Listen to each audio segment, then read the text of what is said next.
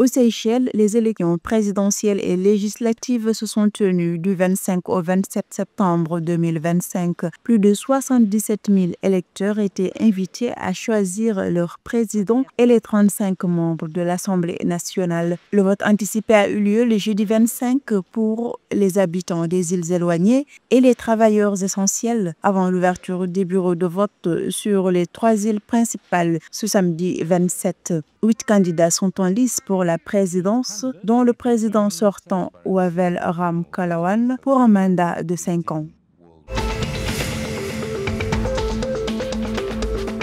En marge du sommet biennal sur les financements des objectifs de développement durable, la délégation du commissariat général au plan des Comores est intervenue le mercredi 24 septembre à New York. Elle a réaffirmé l'engagement du pays en faveur du développement durable, lancé un appel urgent à la solidarité internationale et mis en garde contre la résurgence du protectionnisme caractérisé par l'augmentation des barrières tarifaires et douanières. Selon la délégation, cette tendance menace l'ordre économique mondial et pénalise particulièrement les pays en développement déjà fragilisés par la diminution de l'aide internationale.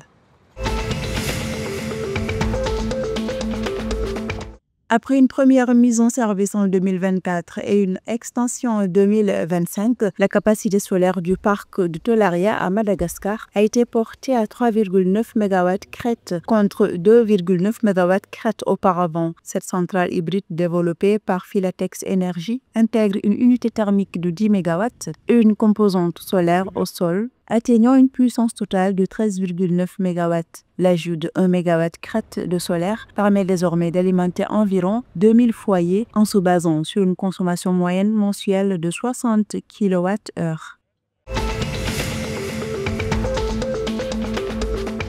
À Antananarivo, à Madagascar, des milliers de personnes ont bravé l'interdiction de manifester vendredi 26 septembre pour protester contre les pénuries d'eau et d'électricité, la corruption et l'inaction du gouvernement. Le mouvement, porté par le collectif Gen Z Madagascar et symbolisé par le drapeau pirate de One Piece, a dégénéré en violents affrontements avec les forces de l'ordre, entraînant le pillage de magasins et le vandalisme de véhicules. Face à ces tensions, un couvre-feu nocturne a été instauré dans 5 grandes villes, dont Antananarivo. Par ailleurs, le président malgache Andry Rajoelina a limogé le ministre de l'Énergie.